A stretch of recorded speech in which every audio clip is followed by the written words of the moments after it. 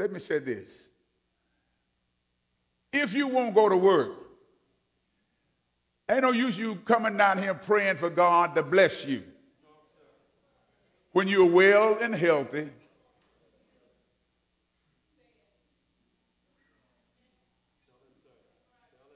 sure, come by here and pray, but leave here and go to the unemployment office. You understand what I'm saying? So the young man's work ethics were not in question. He was approved for his work ethics. He was so approved until God blessed his crop so till he got more than he expected in his crop. Yes. The problem was what he did with what God gave him. You've got to use what God gives you properly. Not just money, but talent and time. Use it for the glory of God. The thing that is troubling and we've experienced in our church down through the years, we have people that will come in sometime with no musical talent at all, no ability to speak, and they grow up the church, spend time, let them play them instruments, let them speak before audience, learn how to come before the public, and just as soon as they get old enough, that mama can't make them come to church, or daddy can't make them come to church, they start playing in the club. Say, I got to make a living. I got this talent. I got to make a living out of this. Honey, first things first. God blessed you when you didn't have any talent at all.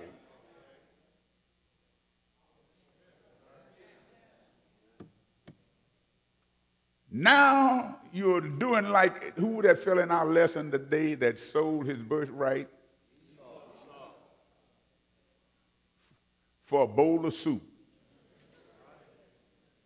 Sold his birthright for a mess of pottery. All that is a stew, a bowl of soup. The birthright was one of the most important inheritance that they could receive during that time. He got a double portion of his father's profit. When his father passed, he became the head of the family. He controlled everything. And for a bowl of soup, he sold it.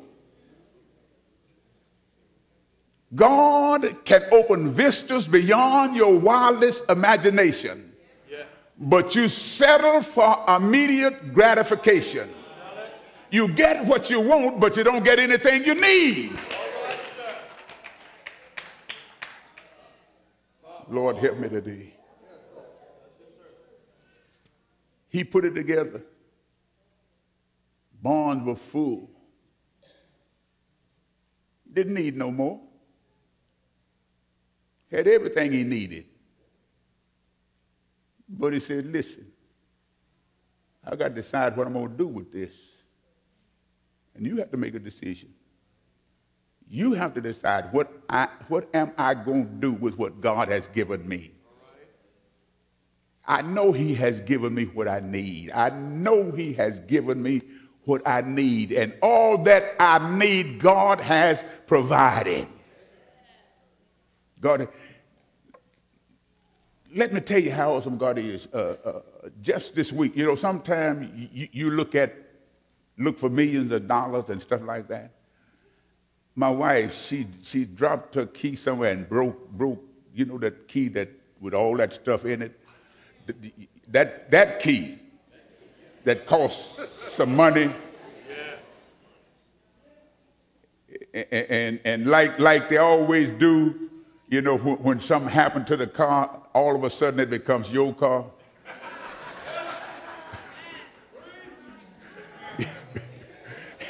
Your car needs tires. Your car needs servicing. I broke my key.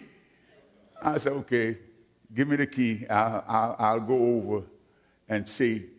I took the key and I walked in. I said, I need a key. And looked at it. He said, you under warranty? I said, I don't know.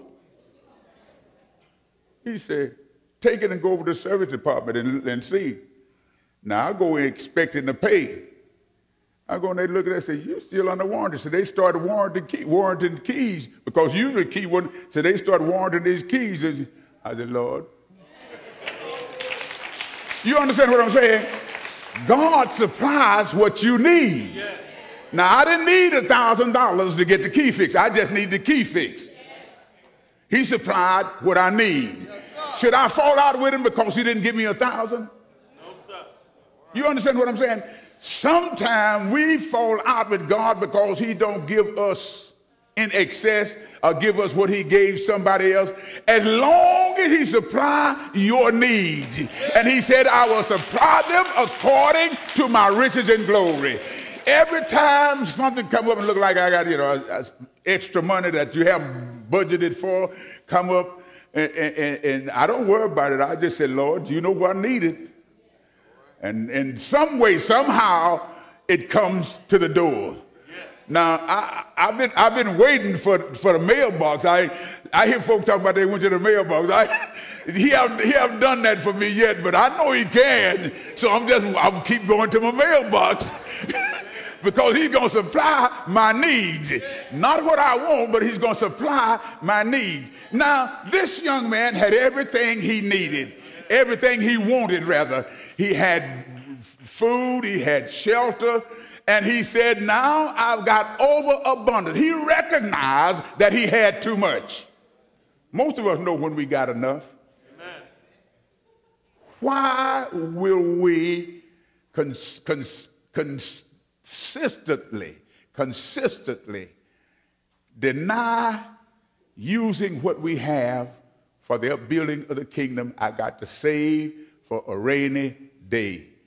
But honey, you don't know whether you're going to get to that rainy day. Amen.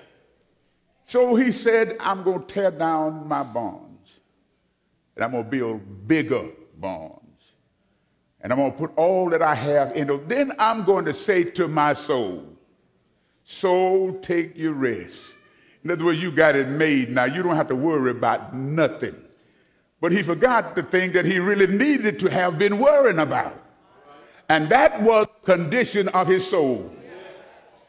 Your Christian life does not consist of getting everything you want. It consists of getting those things that you need. And what we need is God's presence in our life. We need God walking with us day by day. We need to be able to get a hold of him when we call. Oh, yes. Because he admonished us in the book of Hebrews, the 4th chapter, said, come boldly before the throne to find grace to help you in the time of your need.